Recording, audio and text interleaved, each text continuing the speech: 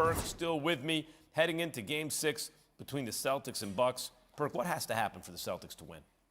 You know what? I think they got to do what people are telling them not to do, right? So when you look at the Milwaukee Bucks and you look at their defense, they want you to settle for threes, right?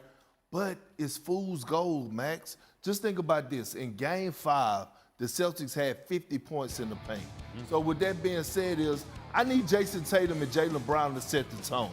I need them to put their head down, be aggressive, get to the basket. It was at one point in time that Jason Tatum, he had missed 10 out of his 13 shots outside of the paint. Look, every time he attacks, he's either getting all the way to the basket, he's either getting a poster, or he's getting to the free throw line. And when it comes down to the fourth quarter, Jason Tatum and Jaylen Brown need the ball in their hands. That's why they get paid the big bucks. All right, so Daryl Morey spoke moments ago, and we want to bring you that sound right now and get Big Perk's reaction. Here is the head of basketball operations for the Sixers. Joel is playing the best basketball of his life and obviously went through some challenges that was a warrior.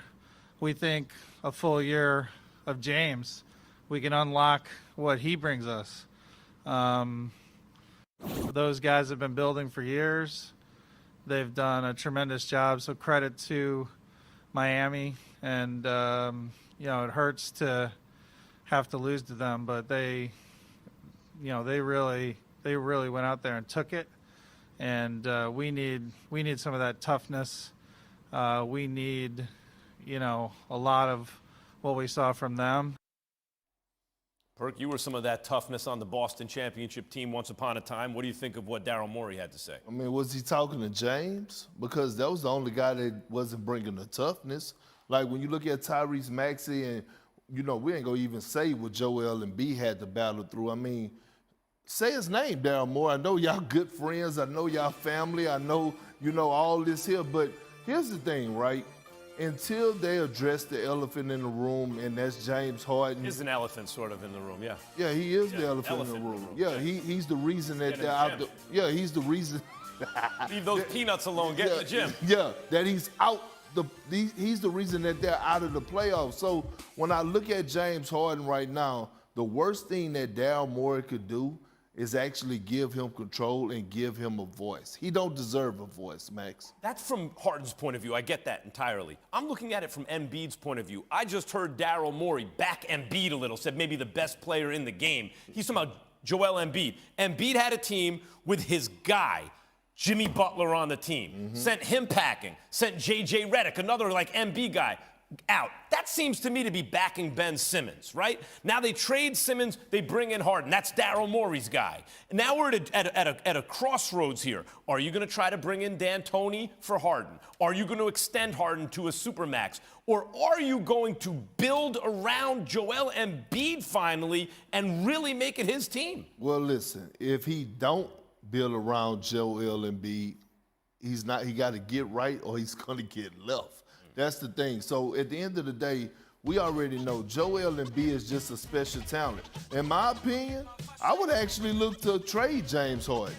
For what, a bag of potato chips? Nah, I mean, you could get something back for him. I mean, at the end of the day, he's still worth something. It's something out there that you could get, maybe a Donovan Mitchell, a guy like that to pair alongside Joel Embiid. Right now, look, Max, he just don't have it no more. Well, that's why no one's going to take that $47 million he's going to opt into, well, unless they see it as an expiring contract. I mean, Utah is pretty desperate. They'll take it. You think so? Yeah. I mean, if you can get Donovan Mitchell. That's what I'm saying. If you can get Donovan Mitchell for James Harden? Yeah. James Harden and what else? What about, hey, look, where smoke is fire. We heard Jimmy Butler talking about how he missed Joel Embiid, how he wouldn't mind playing with him again. Who knows? If the things don't go right with the Heat, we all know that Jimmy Butler and Spoelstra got a little history together for us, a little beef that they have. Who knows what could happen in the near future? Or how long before Embiid says, you know what, I'd like to be in a place like Miami, in a Pat Riley organization, with a coach like Eric Spoelstra, and those type of dudes. Them goons from where? From Dade County. You know what? Waiting on you in a dark alley with a ski mask on. Hey, Max, I miss you in person, man.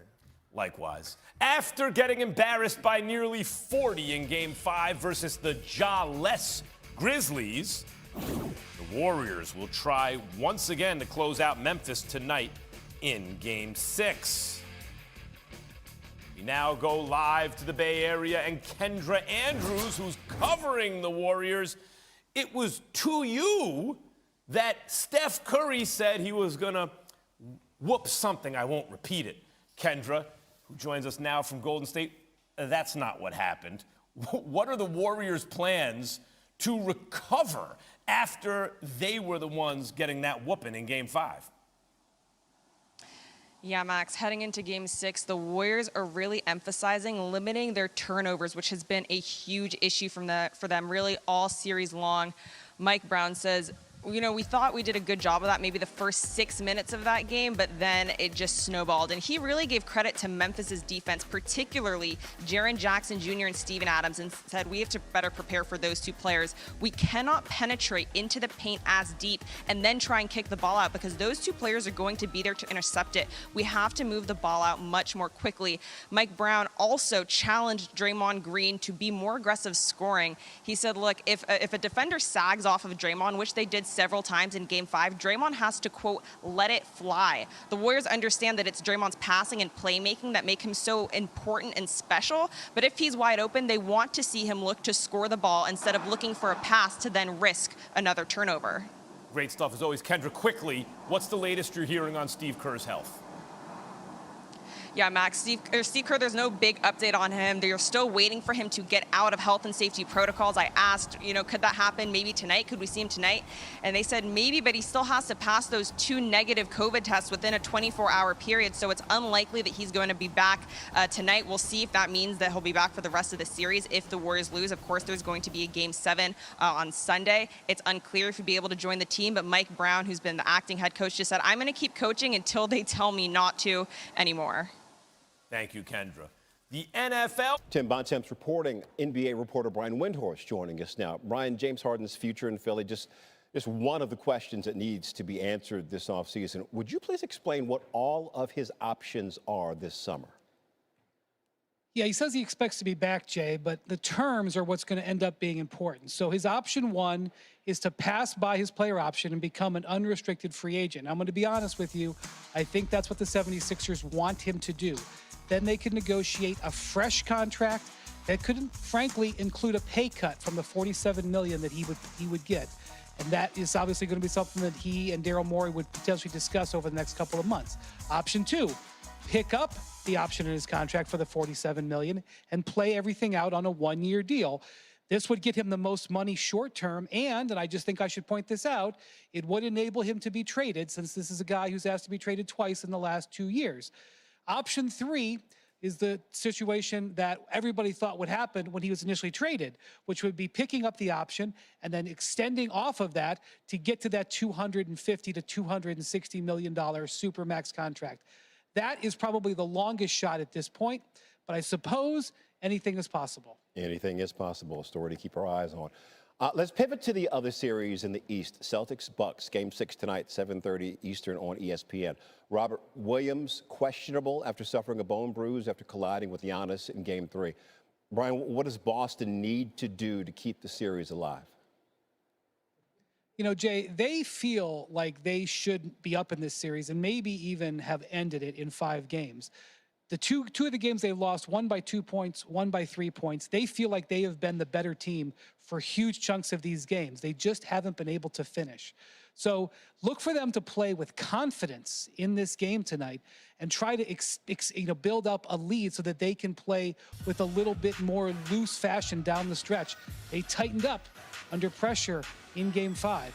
Now, whether or not they're going to be able to execute that on this court behind me, that's another story. Elimination game on the road. But I will point out, the road teams in this series have a winning record. They're 3-2. The Celtics have confidence that they can still come back and win Game 6 and 7 and move on to the conference finals. It has been a heck of a series so far. Brian Windhorst reporting for us. Thank you, Brian. NBA